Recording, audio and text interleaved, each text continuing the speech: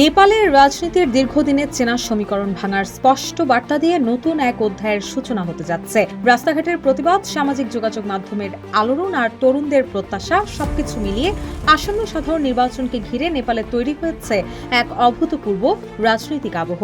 সেই পরিবর্তনের মুখ হিসেবে সামনে এসেছেন জেনজি বিক্ষোভে নেতৃত্বে থাকা কাঠমান্ডুর জনপ্রিয় মেয়র ও সাবেক র্যাপার বালেন্দ্র শাহ। প্রচলিত রাজনৈতিক বৃত্তের বাইরে দাঁড়িয়ে প্রধানমন্ত্রী পদপ্রার্থী হিসেবে তার আবির্ভাব শুধু একটি ব্যক্তির উত্থান নয়, বরং ৩ দশক ধরে ক্ষমতার কেন্দ্রে থাকা পুরনো দলগুলোর জন্য এক বড় রাজনৈতিক চ্যালেঞ্জের ইঙ্গিত দিচ্ছে।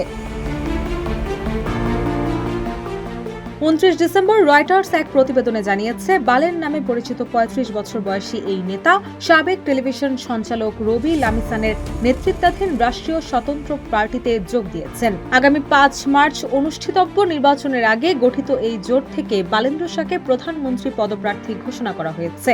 গত সেপ্টেম্বরে দেশজুড়ে জেনজি নেতৃত্বে চলা ব্যাপক আন্দোলনের চাপে তৎকালীন প্রধানমন্ত্রী কেপি শর্মা ওলির পদত্যাগের পর নেপালের রাজনীতিতে যে শূন্যতা তৈরি হয়েছে, এই নতুন সমীকরণ তাকে আরও স্পষ্ট করে তুলেছে।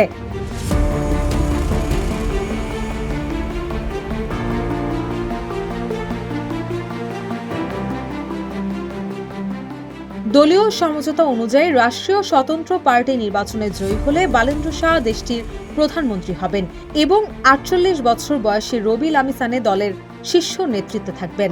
নেপালের রাজনৈতিক বিশ্লেষক বিপিন অধিকারীর মতে, তরুণ ভোটারদের আকৃষ্ট করতে এটি রাষ্ট্রীয় স্বতন্ত্র পার্টির একটি কৌশলগত ও সময়োপযোগী সিদ্ধান্ত, যা প্রচলিত রাজনৈতিক দলগুলোর জন্য বড় চ্যালেঞ্জ হয়ে উঠতে পারে। নেপালের নির্বাচন কমিশনের তথ্য অনুযায়ী প্রায় ৩ কোটি জনসংখ্যার দেশটিতে এবার নির্বাচনে ভোটার সংখ্যা প্রায় ১,৯০,০০,০০০। সেপ্টেম্বরে বিক্ষোভের পর ভোটার তালিকায় নতুন করে যুক্ত হয়েছেন প্রায় ১০ লাখ মানুষ, যাদের বড় অংশই তরুণ। আর এই তরুণদের কাছে বালেন্দ্র শাহ একজন প্রতীকী চরিত্র হিসেবে পরিচিত। আন্দোলনের সময় সামাজিক যোগাযোগ মাধ্যমে তার সক্রিয় ভূমিকা তাকে ব্যাপক জনসমর্থন এনে দেয়।